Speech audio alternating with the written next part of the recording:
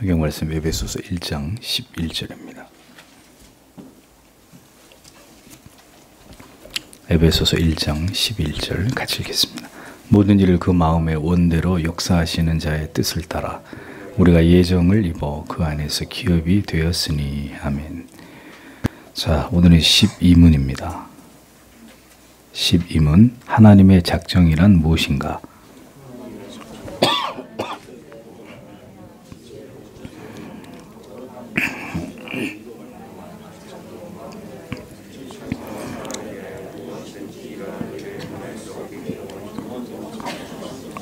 네, 그렇습니다. 하나님께서 하나님의 뜻을 이루시는 방식은 모든 것을 미리 계획하시고 그 일을 한치의 오차도 없이 진행하시고 성취하시는 것입니다. 인생은 미리 계획을 세우지만 수많은 변수들로 인해서 사람이 세우는 계획은 좌절되기도 하고 계획이 무산되기도 하고 그래서 결국 포기하거나 혹은 전혀 다른 생각지 않은 결과를 만들어내기도 합니다. 이것은 인간이 계획은 세울 수 있어도 하나님과 달리 그것을 완성할 수 있는 능력에 한계가 있기 때문입니다. 또 인간은 계획적이기보다는 즉흥적이고 또 임시방편적이고 또 이러한 불완전한 부분도 가지고 있죠. 인간은 자신이 계획을 세우고 그 계획대로 잘 이루어지지 않는 경우들을 학습하면서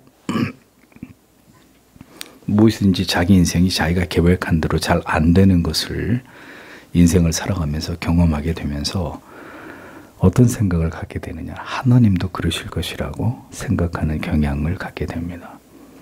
그러니까 인간의 지식과 이성과 경험치를 가지고 하나님도 그럴 거다. 하나님도 우리 인간처럼 그렇게 계획을 변경하기도 하고 취소하기도 하고 포기하기도 하고 그렇게 되지 않겠는가. 그런데 하나님은 절대로 하나님이 세우신 계획을 변경하시거나 포기하시는 법이 없는 분이십니다. 계획하신 모든 것은 그것이 완전히 이루어질 때까지 분명하게 진행되고 마침내 완성됩니다. 이것을 하나님의 작정이라고 부른다는 것입니다. 그래서 대유리 문답은 이 하나님의 작정에 대해서 설명하기를 먼저 하나님의 모든 작정은 하나님의 뜻대로 계획하신 것이다 이렇게 설명을 합니다. 오늘 방금 읽은 에베소 1장 11절 말씀처럼 그 마음에 원하는 대로 원대로 역사하시는 자의 뜻을 따라 이렇게 되어 있죠. 하나님의 뜻대로 모든 일들이 진행되고 이루어진다는 것입니다. 하나님의 뜻 밖에서 일어나는 일들은 아무것도 없다는 이야기죠. 특별히 인간을 구원하시는 일이 있어서 그 모든 일들은 모두 하나님의 기뻐하시는 뜻대로 이루어지는 일들이다 라고 성경이 말씀합니다. 그래서 이것을 인간이 절대로 간섭하거나 혹은 이의를 제기하거나 혹은 거부하거나 거절할 수 없는, 이것은 하나님의 주권적인 뜻의 영역이다 라고 말씀하고 있죠. 그래서 우리는 이것을 뭐라고 합니까? 구원에 있어서 하나님이 행하시는 그 하나님의 주권적인 그 부분에 대해서 우리가 하나님의 절대 주권이라고 부릅니다. 에베소서 1장 4절에 의하면 곧 창세전에 그리스도 안에서 우리를 택하사 우리로 사랑 안에서 그 앞에 거룩하고 흠이 없게 하시려고 라고 기록한 것을 볼 수 있습니다. 그러니까 하나님의 뜻이 작정된 시기가 언제라는 겁니까? 성경에 따르면 창세전이다라는 것을 말씀하고 있습니다. 그러니까 여기에는 하나님의 작정이 이루어질 때 그 하나님의 작정에 영향을 미칠 만한 어떤 조건도 존재하지 않았다라는 것을 알 수 있습니다. 그러니까 아무것도 존재하지 않은 가운데서 하나님의 작정하심이 이루어졌다. 그런 이야기입니다.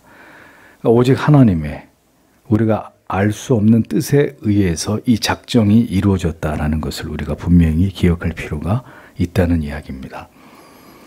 누구는 택하고 누구는 버리고의 문제가 아닙니다. 여러분, 이 하나님의 작정을 이야기할 때 이런 식으로 얘기하면 안 돼요. 누구는 택하고 누구는 버렸다. 이런 문제가 아니라 얼마는 택하고 얼마는 유기되었다. 이렇게 설명해야 합니다. 이게 왜 중요할까요? 만약에 전자라면 존재하는 것을 보고 그 존재하는 것의 어떤 자격이나 조건을 보고 그 이후에 하나님의 선택이 이루어졌다. 선택과 유기가 이루어졌다는 얘기잖아요. 예? 먼저 우리가 존재하고 그 이후에 하나님의 선택과 유기가 이루어졌다. 그러면 그 선택과 유기의 그 존재의 됨이 관여했다라는 얘기입니다. 그래서 누구를 택하고 누구를 버렸다는 게 아니라 얼마는 택하고 얼마는 버렸다. 그러니까 그 누구라고 하는 누구가 존재하기도 전에 하나님이 택할 자와 유기할 자들을 하나님이 그렇게 작정하셨다라는 이야기입니다. 대율문답은 이렇게 하나님의 작정이 지혜롭게 이루어졌다 이렇게 설명합니다. 무작정, 무계획, 충동적으로 어떤 계획이 세워진 것이 절대로 아닙니다. 아까도 얘기했다시피 인간은 충동적이고 즉흥적이고 그래서 어리석습니다. 그래서 어떤 결정을 하고 나서 어떻게 하죠? 후회합니다. 그렇게 하지 말걸. 그때 그렇게 할걸. 어떤 후회는 인생을 사는 동안 내내 이어지기도 합니다. 그러니까 그 이유가 뭐냐? 인간은 지혜롭지 못하기 때문에 그렇습니다. 하나님은 지혜로운 분이십니다. 지혜의 근원이 되시는 분입니다. 그분에게는 후회라는 게 없습니다. 인간은 절대로 지혜로운 존재가 아니기 때문에 거듭거듭 후회하고 자책합니다. 하나님은 지혜의 하나님이십니다. 로마서 11장 33절에 깊도다. 하나님의 지혜와 지식에 부요하며 그의 판단은 측량치 못할 것이며 그의 길은 찾지 못할 것이로다. 이렇게 기록이 되어 있습니다. 그러니까 하나님은 무한하신 지혜를 통해서 이 작정을 그분이 계획하셨다. 무한하신 지혜 속에서 모든 것을 그분이 계획하셨다. 이제 그럼에도 불구하고 어리석은 인간의 눈으로, 인간의 머리로 판단하기에는 전혀 지혜롭게 보이지 않을 수 있다는 것입니다. 이를테면 이제 이런 문제들을 제기한, 자, 우리가 보기에 매우 착한 사람이 있습니다. 법 없이도 살 사람. 정말 착하고 나무랄 데가 없는 사람이에요. 그런데 예수를 믿지 않습니다. 그래서 지옥에 떨어지게 됩니다. 또 우리가 볼 때 아주 사악한 인간입니다. 정말 못된 짓만 하면서 이렇게 살아왔던 악인이 있습니다. 그런데 어느 날 그에게 복음이 전해지고 그가 철저히 하나님 앞에 회개하고 예수를 믿습니다. 그리고 그가 천국에 들어가게 됩니다. 사람들은 이런 일들을 이해하려고 하지 않습니다. 그러니까 그 기독교가 얘기하는 이런 식의 구원에 대한 문제를 어떻게 세상이 마음껏 비웃잖아요. 응? 그러니까 저 순엉터리들이라고. 하나님은 불공평한 신이라고 생각합니다. 수많은 사람들이 목숨을 잃는 사고가 발생합니다. 사람들은 말합니다. 하나님이 어디 있다는 거야? 응? 니들이 믿는 하나님이 도대체 어디 있길래 왜 이런 일들이 일어나도록 내버려 두고 있는 거야? 너희들이 믿는 신이, 하나님이란 존재가 있어? 그따위 신이 어디가 있어? 이렇게 생각합니다. 신이 있으면 우리를 모두 행복하게 해야 하고 모두 안전하게 해야 하고 내 인생이 지금보다 훨씬 더 행복하게 만들어줘야 되는 거 아닌가? 이런 생각을 합니다. 그래서 결론은 하나님의 지혜를 부정하고 인정하지 않으려고 하고 하나님을 멸시합니다. 인간은 신이 인간의 뒤를 봐주는 존재로 인간은 그렇게 신을 여깁니다. 하나님이란 존재는 무조건 인간들을 위해야 되고 인간들을 행복하게 만들어줘야 되고 근데 그렇게 현실적으로 그런 일들이 일어나지 않으니까 그러니까 신은 없는 거야. 하나님, 가드는 존재하지 않는 거야. 이게 바로 인본주의입니다. 인간을 위해서 신이 존재해야 된다고 여기는 것입니다. 만약에 인간을 위해서 신이 존재하지 않을 것 같으면 그 신은 깨끗하게 부정하고 마는 거예요. 그따위 신. 그러니까 도대체 왜 그렇게 되어야 한다고 생각하는 것인지 저는 그것이 이해가 되지 않습니다. 그러니까 지혜가 없는 것은 인간이지 하나님이 아니라는 것이죠. 왜 하나님이 무작정 당신을 행복하게만 해줘야 될 거라고 생각하느냐 이거죠. 무작정. 하나님이 왜 당신에게? 뭐 때문에?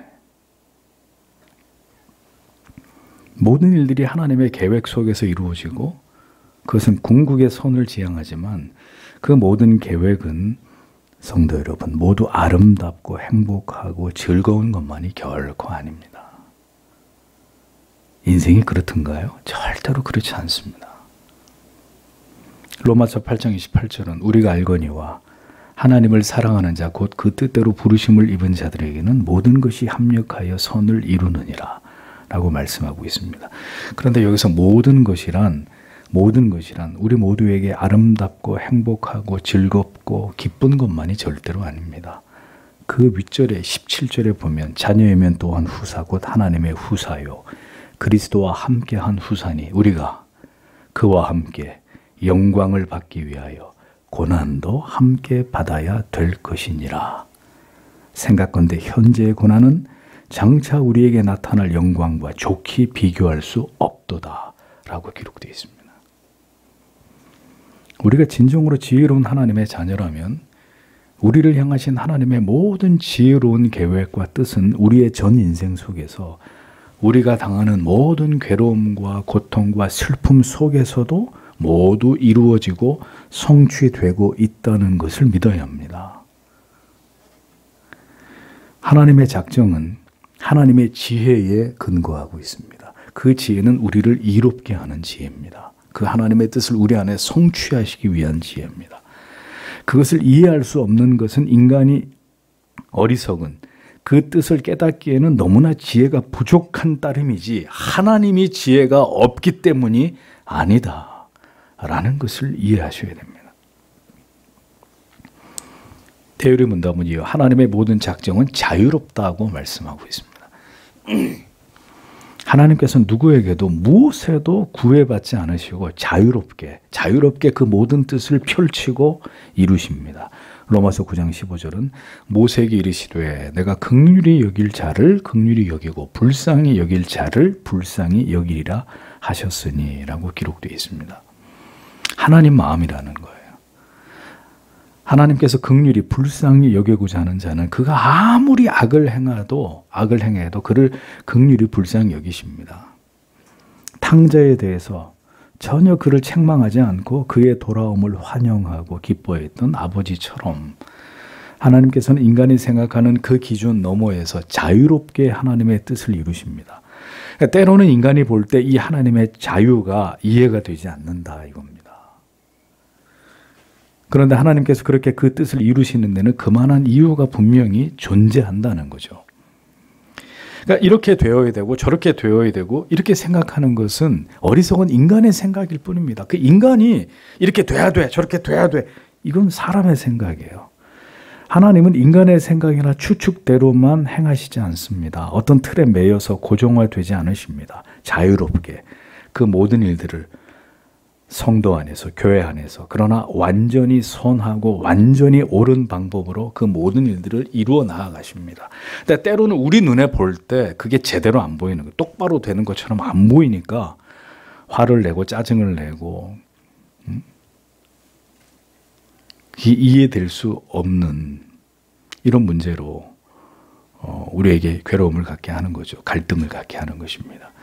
인간이 다 이해할 수 없다고 해서 하나님이 잘못되었다고 말하는 것은 어리석은 생각입니다. 하나님은 그 사랑하는 백성들에게 상을 주실 수도 있고 벌을 주실 수도 있습니다. 형통하게 하실 수도 있고 곤고하게 하실 수도 있습니다. 어떤 문제를 당장에 해결하실 수도 있지만 그 문제가 10년, 100년 그 이상으로도 지속되게 하실 수도 있습니다. 그렇게 하시는 모든 이유는 궁극의 선을 당신 안에서 우리 안에서 이루어가기를 원하시기 때문이죠. 하나님의 방법대로 하나님의 때에 말입니다. 우리의 방법과 우리의 뜻과 우리의 시간 속에서가 아니라. 그래서 우리가 이것을 믿어야 우리가 생각하는 우리가 마음먹은 계획된 대로 모든 것들이 되지 않는다고 해서 좌절하거나 하나님을 원망하거나 우리가 실망하지 않게 됩니다. 하나님이 자유로이 그 모든 일들을 이루신다 믿어야 되는 거죠. 하나님의 작정은 거룩하다고 대율의 문답은 설명합니다. 하나님의 작정은 하나님의 거룩에 기초합니다. 하나님은 구원할 자와 심판할 자를 모두 작정하셨습니다. 로마서 9장 13절 14절 기록된 바 내가 야곱은 사랑하고 에서는 미워하였다 하심과 같으니라. 그런즉 우리가 무슨 말을 하리요? 하나님께 불의가 있느냐? 그럴 수 없느니라 라고 기록되어 있습니다. 하나님은 사랑하실 자와 미워하실 자를 작정하신 것으로 인해서 우리가 하나님을 불의하다 할 수 없다고 성경은 선언합니다. 그러니까 선택과 유기에 대해서 사람들은 불만을 제기합니다. 이 하나님의 예정의 문제가 이렇게 민감하기 때문에 대부분의 교회에서조차도 이것을 가르치지 않습니다. 왜? 선택과 유기에 대해서 사람들이 불만을 제기하기 때문에. 그런 불공평한 신이 어디 있느냐? 어떻게 우리가 믿는 하나님이 그런 하나님일 수 있느냐? 이런 이제 반응이 일어나기 때문입니다. 믿지 않고 지옥에 들어가게 되는 것에 하나님도 그 책임이 있지 않느냐 이렇게 주장합니다. 그렇게 만들었기 때문에 하나님 책임 아니냐? 이렇게 이야기를 하는 것이죠. 그러면 물어보겠습니다. 죄를 짓고 싶지 않은데도 하나님이 그를 지옥에 보내야 되기 때문에 억지로 죄를 짓게 하시는 하나님이십니까? 정말 착하게 살고 싶었는데 하나님이 그를 위협하고 겁박하면서 악하게 살지 않으면 내가 너를 죽여버릴 거다. 내가 너를 저주할 것이다. 하나님이 이렇게 만드셨습니까? 절대로 그렇지 않다는 거죠. 하나님은 거룩하시고 불의가 없으신 분이십니다. 결국 지옥에 떨어질 자들은 그들 스스로 하나님을 멸시하고 부정했기 때문입니다. 믿기 위해서 최선을 다했는데도 믿을 수 없었던 사람은 지옥에 떨어진 사람 가운데 단 한 사람도 존재하지 않습니다.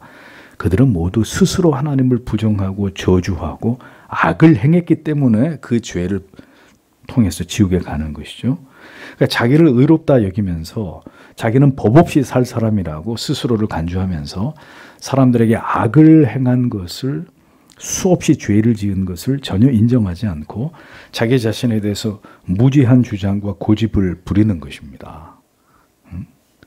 실제로 보면 다 우리에게 죄와 허물이 있는데도 사람들은 나는 지금까지 누구 한 사람 내가 괴롭힌 사람 없이 나는 이렇게 살았어라고 얘기한단 말이에요. 근데 그 주변에 있는 사람들한테 물어보면 다 그 사람 때문에 상처를 받은 사람들이란 말이죠. 그게 우리예요. 인간이에요.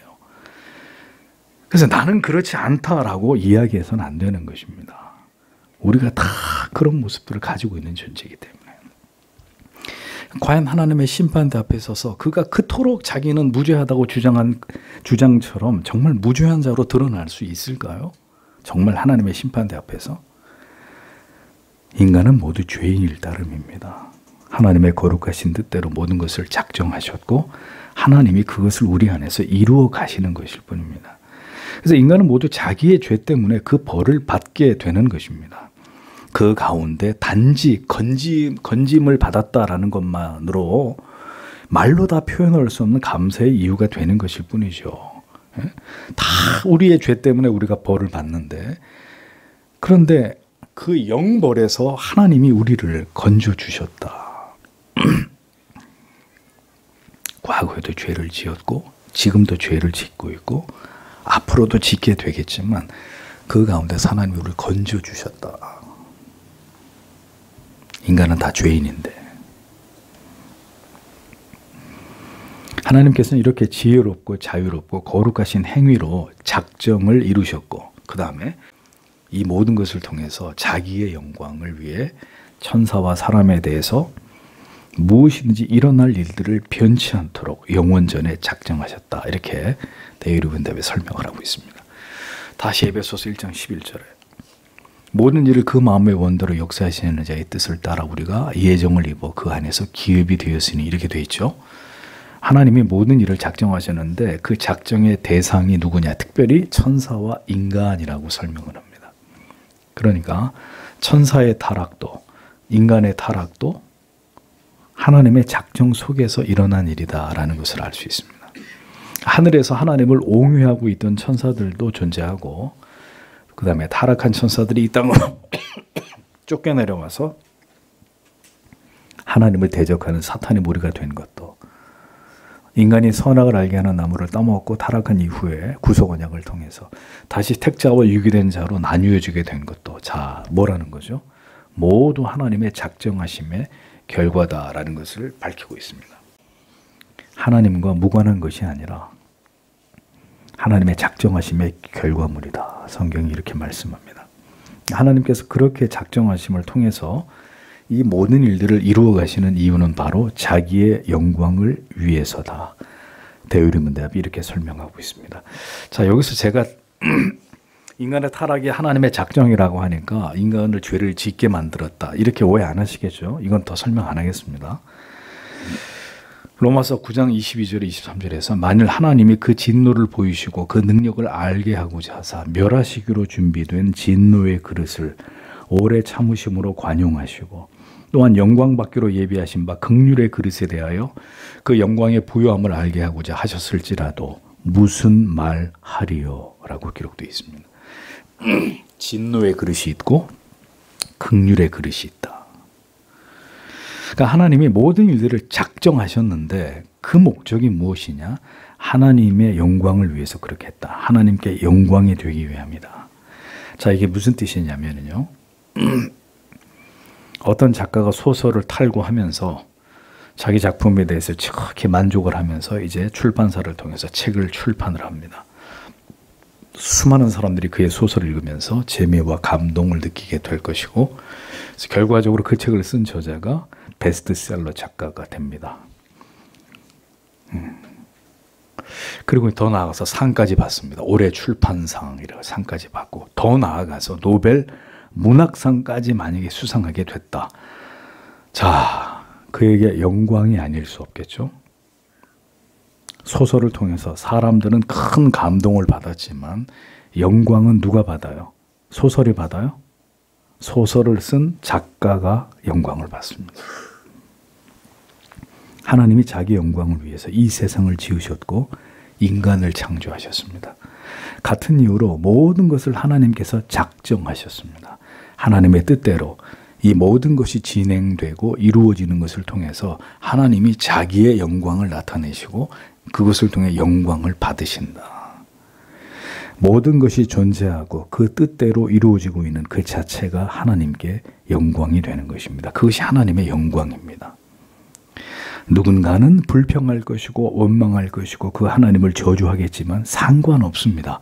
그렇다고 해서 하나님의 영광이 실추되거나 털끝만큼도 그 영광이 더럽혀질 수 없기 때문입니다. 다만 이 모든 하나님의 작정과 섭리를 아는 하나님의 백성들이라면 그들은 살든지 죽든지 무엇을 하든지 이 하나님의 영광을 위해 하나님을 영화롭게 하면서 살아가야 될 거룩한 의무가 있다는 것을 깨닫게 됩니다. 그 의무를 오늘도 모든 삶으로 그 삶 가운데서 행하지 않는 자는 하나님의 사람이 아닌 것이 되는 거죠.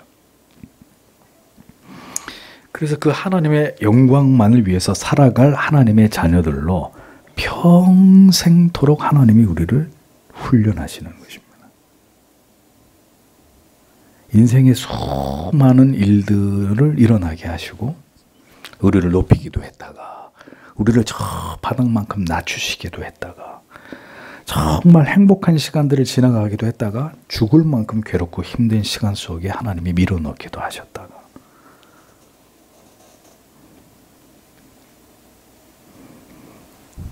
하나님께 영광을 돌릴 이유가 수만 가지이지만 그 중에 가장 큰 것은 이 자리에 있는 저와 여러분이 주 예수를 구주로 믿어 하나님의 자녀가 되게 하신 바로 이 사실입니다. 이거 하나만으로도 하나님이 영광을 받으셔야 될 이유는 충분한 것입니다. 그러니까 이것을 분명하게 알고 믿고 경험한 사람은 정말 살든지 먹든지 마시든지 살든지 죽든지 무엇을 하든지 하나님의 영광을 위해서 살아야 된다. 이게 골수에 사무치게 되는 거예요.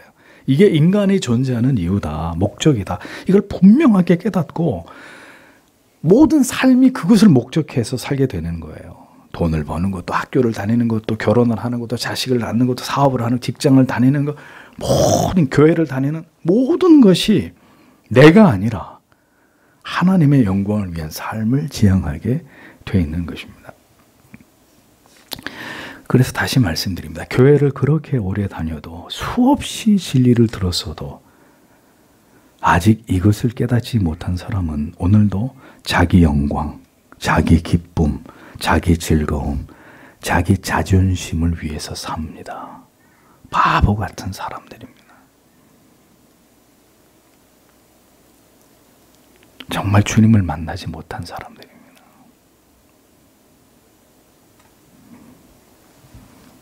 당신의 존재가 우연이라고 여긴다면 당신은 하나님과 무관한 사람입니다. 당신의 존재가, 오늘까지 당신의 삶이, 여러분이 이 자리에 계시는 것이 필연이라고, 하나님의 작정과 섭리의 결과라고 믿는다면 당신은 하나님의 사람입니다. 그렇다면 이제 당신의 모든 삶으로 이것을 증명해 나아가셔야 되고 하나님이 그것을 증명하게 하실 것입니다. 그것이 바로 하나님의 작정을 믿는 성도의 삶입니다. 그러니까 아직도 이 하나님의 작정이란 개념이 없기 때문에 다 내가 중심이 돼서 사는 거예요. 내가 싫으면 그만이고, 내가 하기 싫으면 관두는 것이고, 내가 나가기 싫으면 안 나가는 거고. 하나님의 작정을 정확히 이해한 사람, 그것을 깨달은 사람은 자기라는 것은 이제 존재하지 않습니다. 오직 하나님의 영광. 하나님이 자기의 영광을 위해서 이 모든 걸 작정하셨기 때문에 우리도 사는 이유가 그 하나님의 영광을 위해서 사는 것이 되는 것입니다. 그리고 그 대가가 뭔지 아십니까? 우리도 하나님처럼 영원히 존재하는 자가 되는 거예요. 예수 그리스도와 더불어 영원히. 인생이 길면, 건강하면 70이고 80이라도 우린 다 죽잖아요. 죽는다고요. 그 전에 더 빨리 갈 수도 있는 거고. 하나님의 작정을 믿는 사람만이 죽음 넘어 하나님과 함께 누리게 될 그 지극히 큰 영광을, 그 영생의 복을 바라볼 수 있는 것입니다. 이것이 하나님의 작정을 믿는 신자의 하나님을 아는 지식이죠. 성도 여러분, 오늘도 이 지식, 이 말씀에 기반하여 우리의 삶을 하나님 앞에서 감당해내는 저와 여러분들이 되기를 원합니다. 기도하겠습니다.